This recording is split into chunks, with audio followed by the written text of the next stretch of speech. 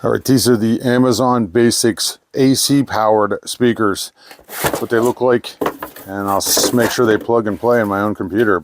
Here we go, you get the instructions. Just to show you, the overall length on these is about 5.5 inches by 3 inches by 3 inches. You can see all of the plugs come out of this main one, and then one plug connects over to the second one. You got a 3.5 inch jack that's gonna plug into your computer, and this cable length is about 5 foot long. 110, 120 volt AC plug. This cable is about 6 foot long, just so you know. 4 padded feet on the bottom. We got an on-off right here for volume, and there's a headphone jack.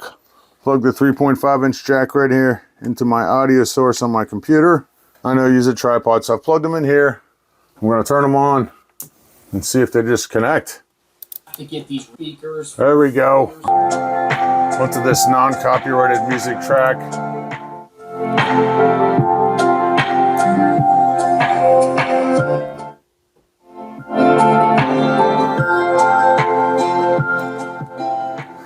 Okay, so they're not super loud, they're not very bassy.